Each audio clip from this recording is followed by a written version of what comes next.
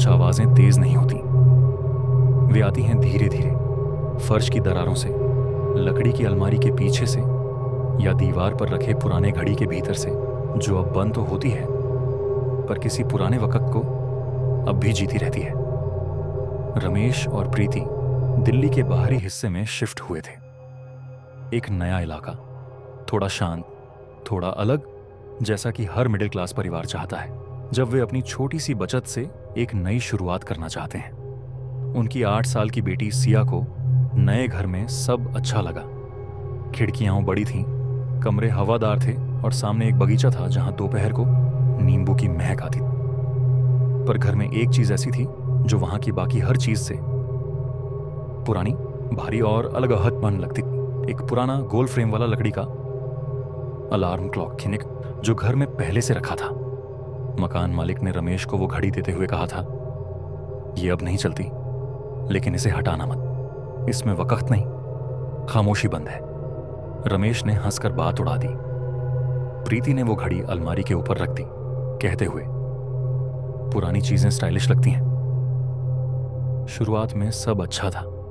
सिया को स्कूल पसंद आने लगा था, रमेश ऑफिस में रमने लगा था और प्रीति ने धीरे धीरे घर को अपना बना लिया। लेकिन लगभग 20 दिन बाद कुछ ऐसा होने लगा जो किसी को समझ नहीं आया। रात के लगभग 3:54 होते तो घर का माहौल बदल जाता। पहले पहल सिर्फ प्रीति को लगा। वो उस रात जाग रही थी। सिया को हल्का बुखार था। वो दवाई की बोतल ढूंढने गई तो जैसे ही घड़ी ने 3:54 की सुई छुई, कमरे की सारी आवाजें वहां गायब हो गईं। पंखे की घुन, फ्रिज की मोटर, सिया की सांसें, सब कुछ अचानक खाली हो गया।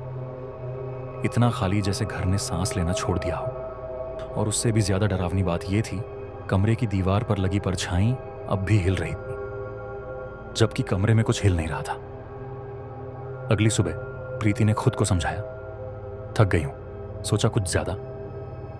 लेकिन जब 2 रात बाद फिर वही हुआ, वही वक्त, वही सन्नाटा, वही हल्का कंपी, तो प्रीति डर गई। अब वो हर रात घड़ी पर नजर रखने लगी। रात के 3:55 आते तो उसकी रग रग थम जाती। और तब उसने एक बात नोटिस की, हर बार वो पुरानी बंद घड़ी उसी वक्त खुद से टिक करती थी। घड़ी में ना बैटरी थी, ना कोई चाबी, फिर भी ठीक उसी वक्त एक धीमा टिक होता। प्रीति ने रमेश से कहा, तुम्हें कुछ अजीब नहीं लगता इस घर में? रमेश हंस पड़ा। घर की आदत डालनी होती है, ये कोई हॉरर फिल्म नहीं है। प्रीति ने कुछ नहीं कहा, पर अब सिया भी बदलने लगी थी। वो रात को अचानक उठकर बैठ जाती, आंखें खोले बिना किसी कोने में देखती और फिर धीरे से कहती, अब वो चला गया, अब आप सो सकती हो मां। प्रीति कांप उठती। उसने फिर से मकान मालिक को फोन किया। बहुत देर की चुप्पी के बाद उसकी आवाज आई, क्या घड़ी अब भी घर में है? हाँ, लेकिन वो तो।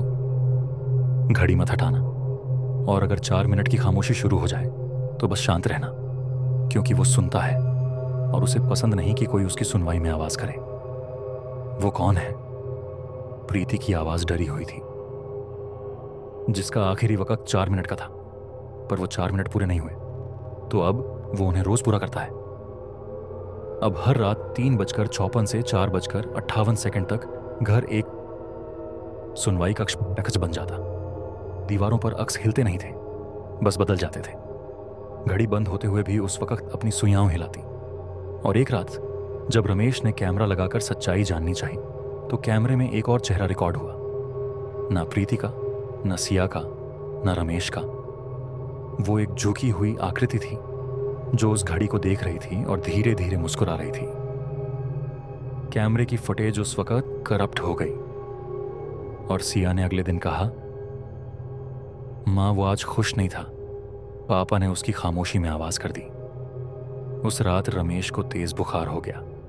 4 दिन तक कुछ नहीं बोला, बस दीवार की उसी जगह को देखता रहा जहां से सिया देखा करती थी। और 5वें दिन रमेश चला गया, बिना किसी बीमारी, बिना कोई निशान। बस एक शांत रात में 3:54 पर उसकी सांसें बंद हो गईं और घड़ी जो बंद थी अब पूरे दिन चलती रहती है। प्रीति अब उस घर में नहीं रहती।